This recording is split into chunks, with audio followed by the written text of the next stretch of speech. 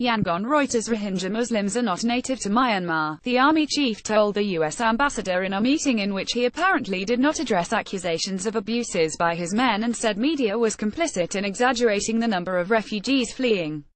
The UN Human Rights Office said on Wednesday Myanmar forces had brutally driven out 500,000 Rohingya from northern Rakhine state to Bangladesh in recent weeks, torching homes, crops and villages to prevent them from returning.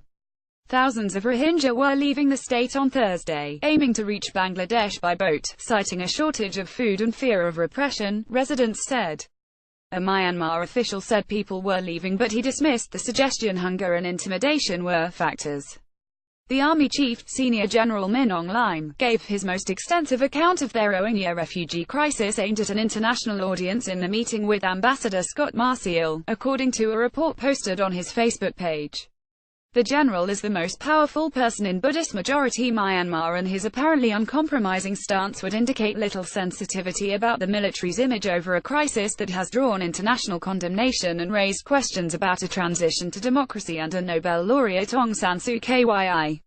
The military campaign is popular in Myanmar, where there is little sympathy for the mostly stateless Rohingya, and where Buddhist nationalism has surged.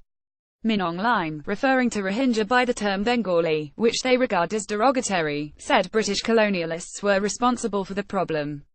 The Bengalis were not taken into the country by Myanmar, but by the colonialists, he told Marcial, according to the account of the meeting posted on Thursday. They are not the natives.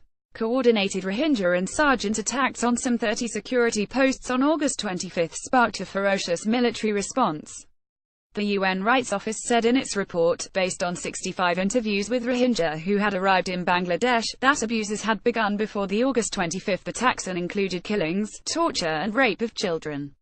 U.S. Ambassador to the United Nations Nikki Haley last month denounced a brutal, sustained campaign to cleanse the country of an ethnic minority and called on countries to suspend providing weapons to Myanmar until its military put sufficient accountability measures in place. The European Union and the United States are considering targeted sanctions against Myanmar's military leaders, officials familiar with the discussions said this week. Suu Kyi is due make a speech on television later on Thursday. She was swept into office last year after winning an election, but the military holds immense power, including exclusive say over security. Feel insecure.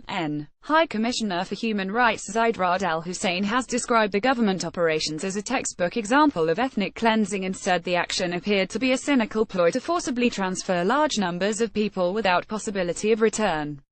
Min Aung Hlaing did not refer to such accusations, according to the published account, but said the insurgents had killed 90 Hindus and 30 Rohingya linked to the government. Insurgent opposition to a citizenship verification campaign, which used the term Bengali, was behind the August 25 attacks that sparked the violence, he said. Local Bengalis were involved in the attacks under the leadership of ARSA. That is why they might have fled, as they feel insecure, he said, referring to the Arakan Rohingya Salvation Army insurgents. The native place of Bengalis is really Bengal, he said. He said it was an exaggeration to say a very large number were fleeing to Bangladesh and there had been instigation and propaganda by using the media from behind the scene. He did not elaborate but said the real situation had to be relayed to the international community. UN Political Affairs Chief Jeffrey Feltman is due to visit on Friday. Rohingya residents of Rakhine said up to 10,000 people had left over 2 days. I've seen a lot leaving, on motorbikes, on foot, said one. Another, a teacher, said there had been no military offensive recently but people were going. There's no work, nowhere to get food and the government isn't helping, said the teacher, who, like the first resident, declined to be identified.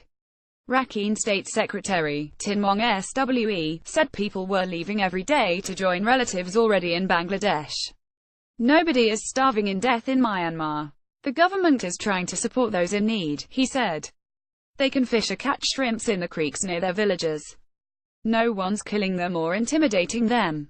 Min Aung Hlaing repeated a promise from Suu Kyi that refugees would be accepted back under an agreement with Bangladesh in the early 1990s.